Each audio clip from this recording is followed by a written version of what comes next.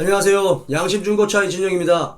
오늘 자동차 상식 주제는 지난번 영상에 자동차 흡기 밸브, 배기 밸브의 기본적인 구조, 역할, 중요성에 대해서 이야기를 드렸고, 오늘은 그것을 보충하는 영상을 찍어볼게요. 주관적인 내용에 들어갈 수가 있으니까 가볍게 참고만 하시면 되겠습니다.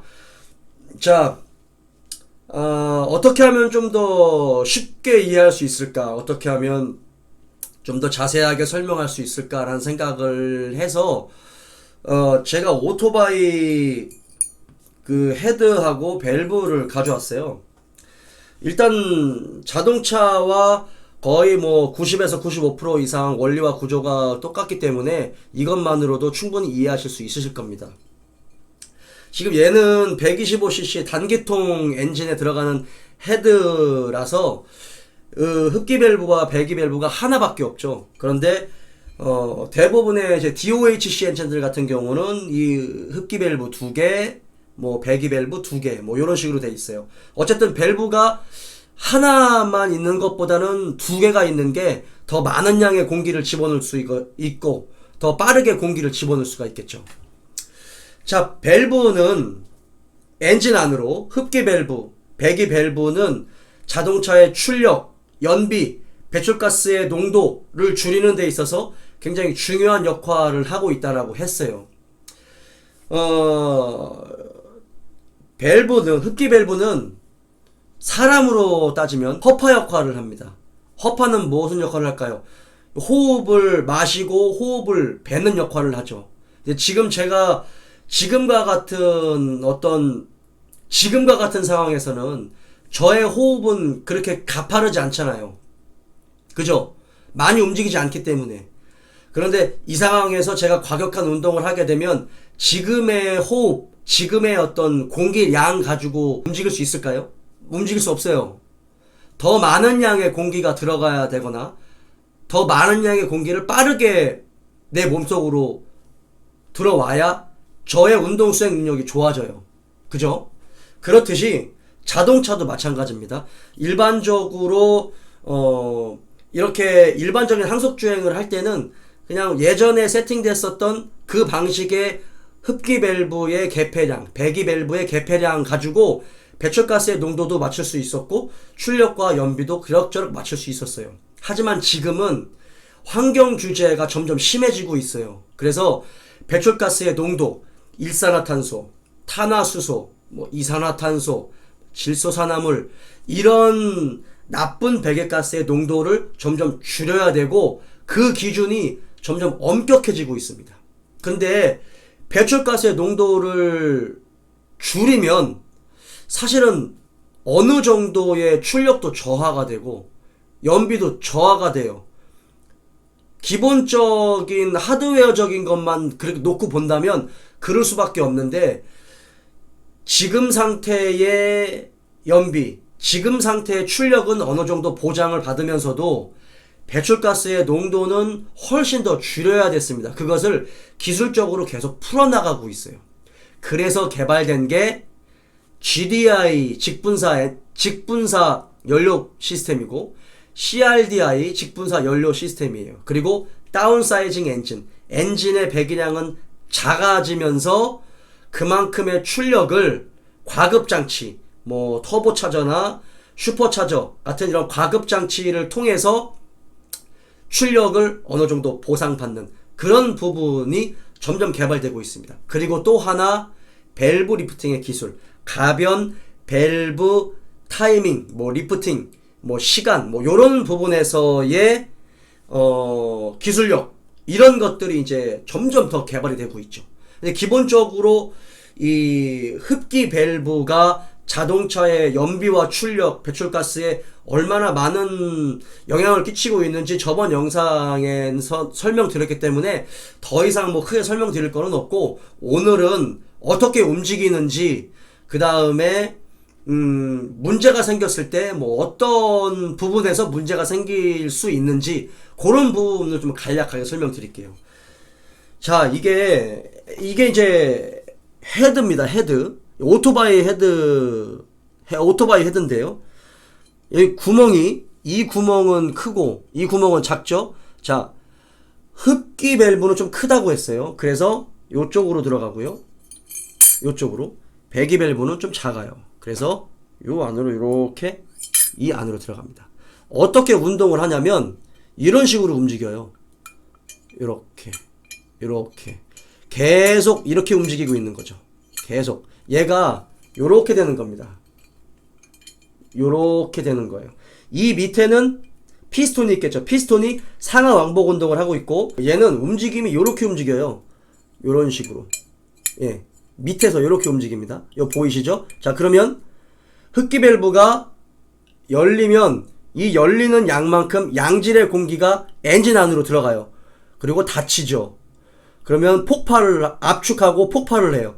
그럼 배기가스가 엔진 안에 남아있죠. 배기 밸브가 이렇게 열리는 겁니다. 열리는 양만큼 배기가스가 바깥으로 나가요. 이런 식으로 계속 움직이고 있는 거죠.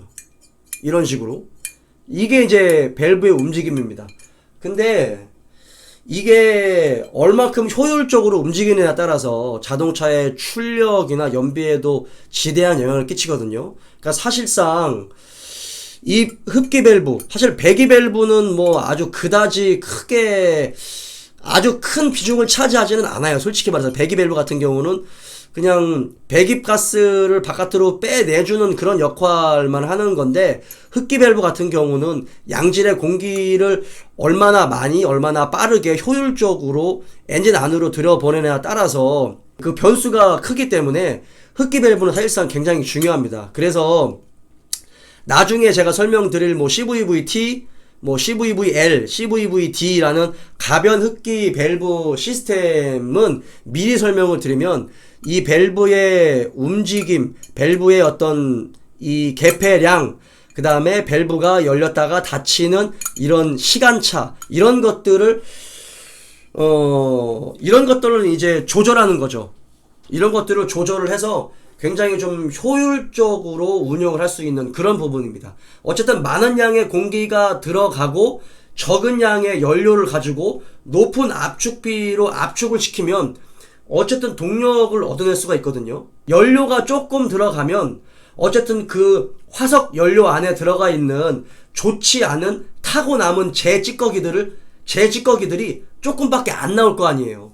그 부분을 실행을 하려면 많은 양의 공기가 들어가야 되는데 그거를 조금 더 이제 효율적으로 집어넣는 거겠죠. 그래서 우리 그 GDI 엔진들, 그다음에 뭐 CRDI 엔진들 같은 경우는 흡기 밸브에 카본 찌꺼기가 많이 쌓인다라고 이야기를 많이 들었잖아요. 그게 이제 이런 흡기 밸브 로드 밑에 이 상단에 밸브 상단에 많은 양의 찌꺼기가 이렇게 두껍게 쌓인다고 했습니다. 그 찌꺼기는 사실은 오일 입자들이 떠다니는 건데 그게 이렇게 붙으면서 고착이 돼버리면 그게 잘 안 찢겨 나가요. 그리고 계속적으로 쌓이겠죠. 점점 더 많은 양의 오일 찌꺼기, 카본 찌꺼기들이 점점 쌓여요. 그런데 이 밸브 홀이 요렇게 있잖아요. 밸브 홀을 이렇게 보면 홀이 그냥 일반적으로 이런 면처럼 되어 있는 게 아니고 자세히 보면 압착이 잘 되도록 형상이 되어 있어요. 이렇게 파여 있습니다. 살짝 파여 있죠. 이런 단면적인 부분이 아니고 단순한 면이 아니라 홀이 이렇게 압착이 잘 되도록 파여 있습니다. 그 홀 안에 얘가 이렇게 탁 하고 들어가는 거예요. 그러면 이 압축 압력을 잘 유지시켜주게 기밀이 유지돼야 되는데 이런 밸브에 이 찌꺼기들이 많이 쌓이게 되면 이 홀에 압착이 잘 될까요? 이게 딱 압착이 잘 돼야 되는데 이게 압착이 잘 안 되는 거죠. 그러면 원래 세팅됐었던 공기의 양이 엔진 안으로 들어가는데 많은 방해를 받을 거예요. 그죠? 그리고 배기가스가 또 원활하게 나가야 되는데 그런 부분에서 압력 차이가 생길 수도 있겠죠. 그런 부분에서 자동차의 출력과 연비가 저하될 수 있고 궁극적으로는 배출가스의 농도를 줄이는 데 있어서 방해 요소가 될 수 있습니다. 그래서 지속적으로 청소를 해줘야 된다라는 이야기가 바로 그런 이유 때문에 그래요.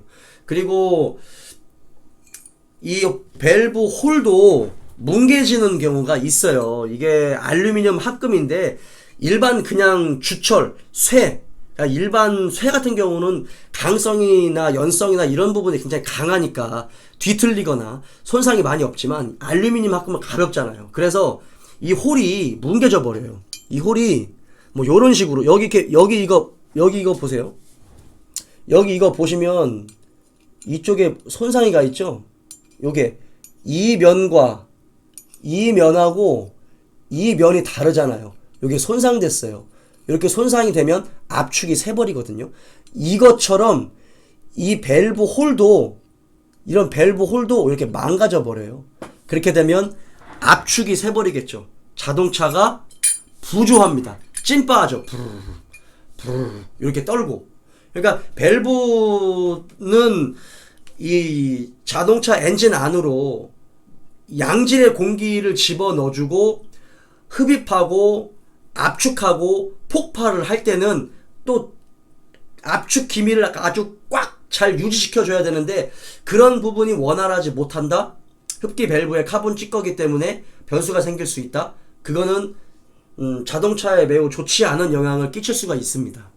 바로 그런 이유 때문에 이제 우리가 좀 관리를 할 필요가 있을 것 같고, 궁극적으로 이런 가변 밸브 타이밍, 그러니까 가변 밸브 같은 경우라 하더라도 배기 밸브는 사실상 큰 역할을 하지 않지만 흡기 밸브 같은 경우는 앞서 설명한 그런 밸브의 열리는 각도나 뭐 시간, 타이밍 요런 부분이 지속적으로 기술 개발이 되고 있어요. 이미 오래전부터 GDI 엔진이나 뭐 CRDI 시스템이 나오기 이미 이전부터 이 흡기 가변 밸브 시스템은 이미 먼저 개발이 됐었고 유럽에서는 먼저 적용이 되고 있었어요. 근데 한국에서는 그게 이제 조금씩 늦게 대입이 된 거겠죠.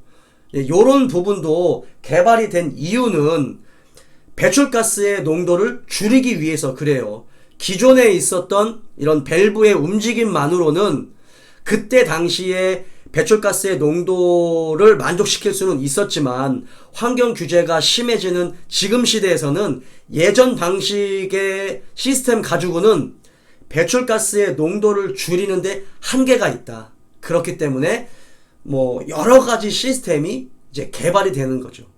그러니까 자동차의 허파, 사람으로 따지면 허파 역할을 하는 게 바로 이 흡기 밸브의 역할이고, 이러한 운동으로 자동차의 핵심 부품으로 자리 잡고 있어요.